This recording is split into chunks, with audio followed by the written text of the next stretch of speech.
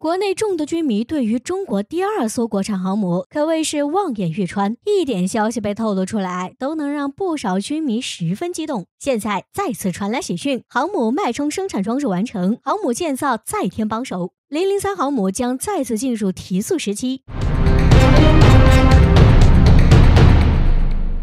近日，中国传播网发布了一则关于江南造船厂建造的大型浮式作业装置江南长兴8号建造完工，并且已经正式交付使用的消息。初闻这则消息，可谓是病中垂死惊坐起，一举惊醒梦中人。003航母有望再次提速，完成当初小编猜测中国建3艘航母，印度建1艘航母的消息了。说到这里，就有不少人疑惑，江南长兴8号完工交付和航母有什么关系？这就要说到目前建造航母的几种方法了。一种是传统式建造，塔式建造法，这种比较好理解，就是像以前建房子一样，要从地基开始慢慢往上搭，前面的没有完工，后面的就不能动。这种方法大多数有能力建造航母的国家都已经不再用了，除了印度。所以为什么我国建造3艘航母，印度1艘都没建完，这也是原因之一。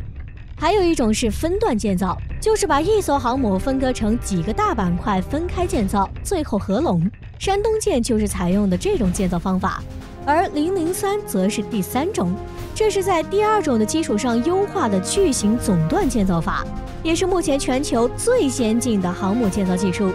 在原来的航母建造工期上再缩减一大段时间。简单来说，山东舰在2015年开始屋内建造，2017年才开始下水，中间花费了2年零50天的时间。而使用巨型总段建造方法的003航母，从体积上来说就比山东舰更大，所以如果按照山东舰的建造方法，003将会花费更多的时间。而第3种建造方法为什么可以区别于第2种？最主要的就是因为第2种建造在最后合拢建造阶段只能一个一个的来开，第3种可以左右开工，多处多站位同时开始建造，这中间还有航母巨大板块泊运的需求。比如英国建造伊丽莎白女王级航母时，最大的一个板块直接达到了 1.13 万吨，这还只是 6.5 万吨的航母。而003航母多大？目前推测至少8万吨，而如今刚好是003航母开始合拢建造的时间段，这个时候江南长兴8号正式交付就至关重要。长兴8号浮式作业装置长256米，宽60米，深7米，设计吃水4.8米，最大举力32000吨，完全可以满足航母的巨大板块的多种建造需求，比如下水、泊运、整船、半船以及特殊的装备运输等。所以使用了第3段建造方法的003航母将会花费更少的时间。从船坞建造到下水，相比传统建造方法，工期至少要缩短1半。而且使用浮式装置还有一个好处，就是可以有效地降低平台和船坞的回转压力。航母建造的时间占据的空间大，在合拢时就需要进入大型船坞，而浮式作业装置可以帮助航母快速完工，然后就该下水了。这个时候，巨型船坞就会被清空出来，建造下一艘巨型船。业界就让船厂形成了一种和战斗机一样的脉冲生产线，所以003航母建完了，下一艘又会是什么呢？或许可以期待一下。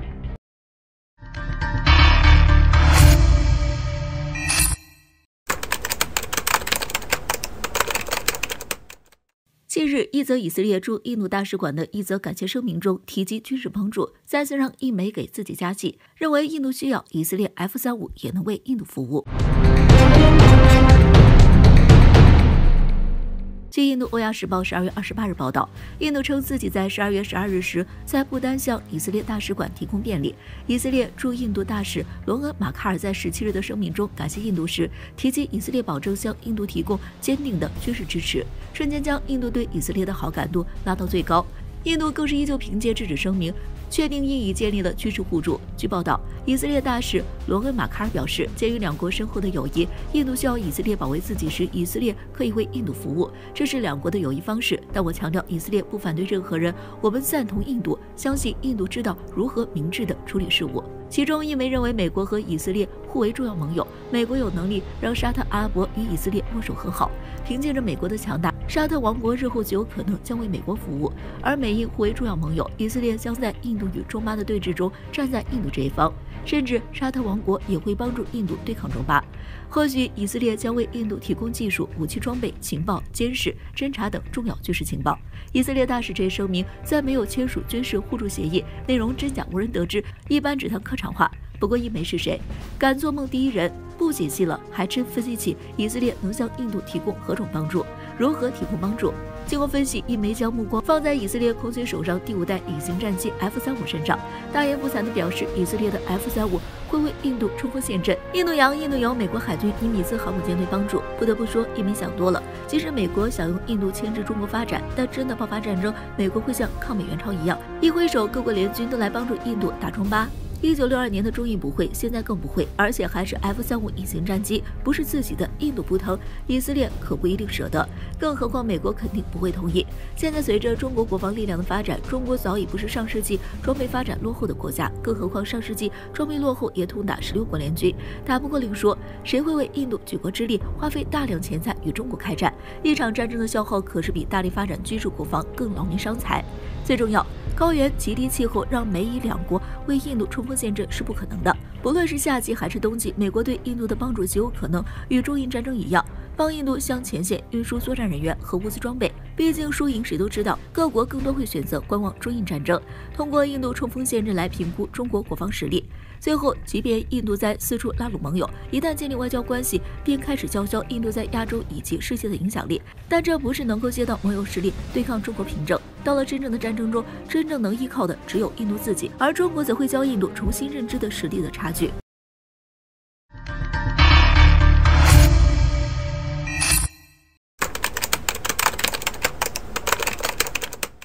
德国联邦外交部长日前为什么发出如此哀鸣？为何说美国欺人太甚？德国能扛得住美国这一波凄厉的攻击吗？敬请关注本期节目，了解详情。12月28号，媒体报道了德国联邦外交部长马斯公开发表的声明。德国人指出，欧洲以及德国的主权高于美国意愿，这被指是德国在美国的攻击下发出的哀鸣。为什么德国人会发出如此哀鸣？在过去4年间，特朗普领导的美国对德国人非常不友好，主要集中在2个核心领域，一个是德国军费开支，另外一个是北溪2号天然气管道。军费开支方面，本来在2019年，在美国人的压迫下，欧洲的北约国家已经扛不住了。德国和法国虽然已经组建欧洲军队来反击美国，但是并没有收到成效，在美国的持续压迫下，几乎已经屈服。虽然德国方面已宁愿采购美国波音 FA-18战机，也不采购美国洛克希德马丁 F-35A 战机来抗争，但这只不过是屈服后的一种委屈的意气用事的表现。德国以及欧洲几乎已经屈服于特朗普领导的美国。新冠肺炎在欧美的爆发，让军费继续增加的事情推进停滞，这给了德国人喘息的机会。但接下来如果不能达成军费开支占 GDP 总量的2%，美国人还是不会放过德国。最让德国人崩溃的不是军费，是北溪2号线。增加军费开支的事情还可以拖一拖，但是北溪2号线却拖不起。据报道称，全长1200公里的北溪2号线已经完成94%。这条从俄罗斯通往德国的海底输气管道原本计划在2019年建成，但在美国人的干涉下，该项目几乎被无限期推迟。2019年，在即将完工之际，美国人动手了，对参与北溪2号线的欧洲企业实施长臂管辖进行制裁。俄罗斯的企业随之接手被制裁的企业手中的工作，但毫无疑问，进度已被干扰。但是美国人并没有就此停手。2022年11月，美国人又向德国发出了威胁，要继续制裁，迫使德国放弃该项目。试想，已经完成了94%工程量的项目，就此停手，暂且不说远景的战略损失，就是投资的近100亿欧元也完全打了水漂。德国人寄希望于拜登，但拜登反手就将德国给拍死了。特朗普在经贸领域的好战让德国人无法应付。实际上，德国人对美国还抱有一丝希望，那就是2021年1月20号，拜登入主白宫，有可能重新拾起对德国和欧盟友好的政策。但是很明显，德国人的希望破灭了。拜登当选后，已经明确地拒绝了德国人的希望，明确表达了拒绝北溪2号线，也明确地要求德国要符合美军的要求，将军费开支增加到 GDP 总量的2%。这是让德国绝望之后发出哀嚎的原因。也就是说，不管谁入主白宫，不管谁执掌美国，他们看的都是美国人的利益，只不过说法不一样。美国优先这个概念已经刻进了每一个美国人的骨子里，只不过是特朗普大声地说了出来。德国增加的军费最终会将购买美制武器流入美国人的口袋。北溪2号线无法落实，德国以及欧洲将会更多的采购美国的页岩天然气，钱还是落入美国人的口袋。这样的好事，拜登怎么可能会答应德国人的请求呢？